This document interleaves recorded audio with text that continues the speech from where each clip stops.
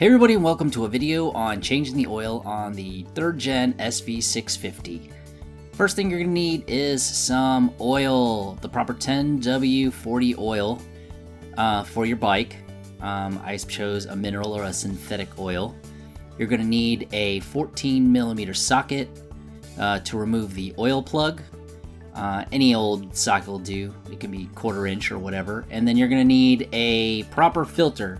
This particular time I chose a K&N because it has a little 17mm wrench end where you can tighten it on without having to use any of those straps or anything like that.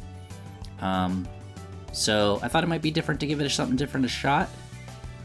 There's the 17mm socket that goes on the top, and it fits quite well on the top of it. I was kind of surprised how well it worked. You're going to need a drain pan, and you're going to need a funnel. It's optional if you want to use an impact wrench, but you can use a regular wrench, a regular ratchet if you want to. And then, of course, you're going to need plenty of rags just in case you make a mess. So the first thing you'll need to do is go ahead and put the oil pan below the motor on the drain plug.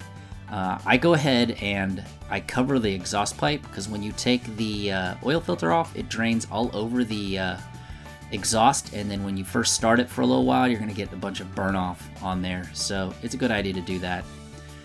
The drain plug is located on the bottom, the lowest point of the motor. Be sure to take the oil filter, and this is something that I like to do. I don't know if it's actually recommended, but this is what I do. I take a little bit of oil, used oil or new, it doesn't really matter, and then I go ahead and moisten up that O-ring on there so that it doesn't drag, slide, or catch, and then it kind of gets it to fit a little bit better. Then just set it in the box facing up so it can absorb some of the oil. I also like to put a little bit of cellophane over the rag at the same time so that it doesn't soak through the rag onto the exhaust. And then you go ahead and take the filter off.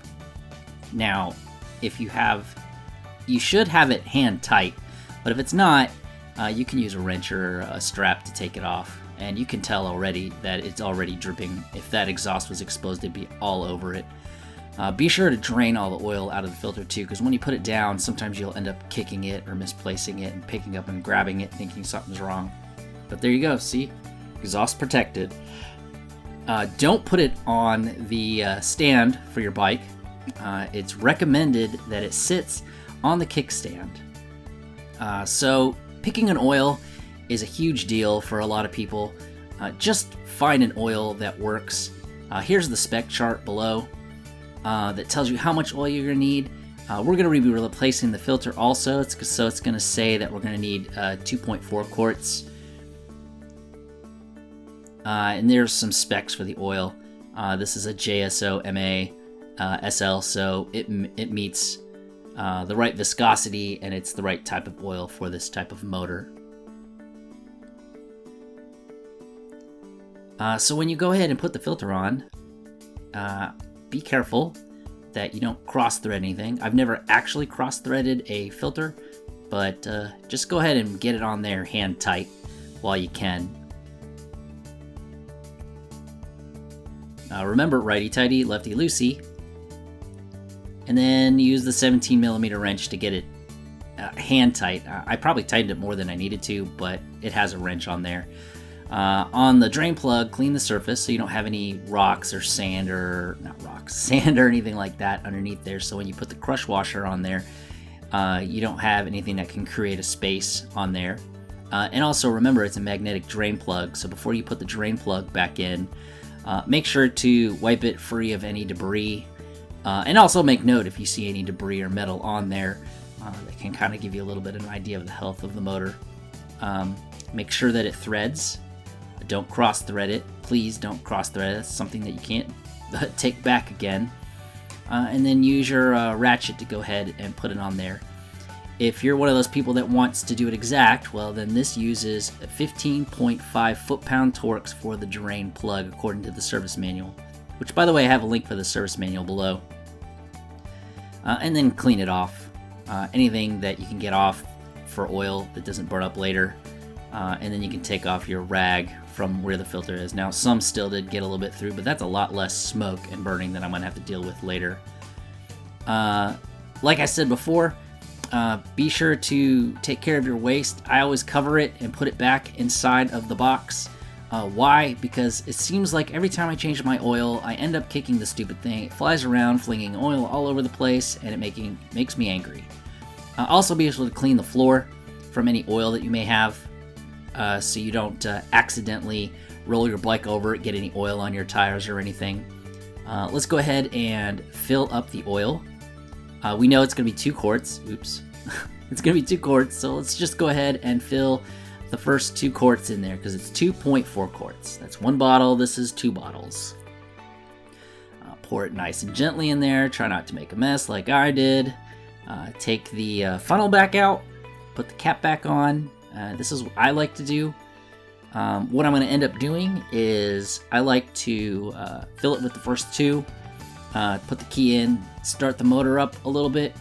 Let it run some oil through the filter so that I can get a better exact amount that I'm putting inside of there, and then shut her back off. Then take the key out, just in case you don't accidentally start it or something like that. But these SVs have a easy push button, and then check your level. You're not going to see anything in there yet because you're still 0.4 liter quarts short.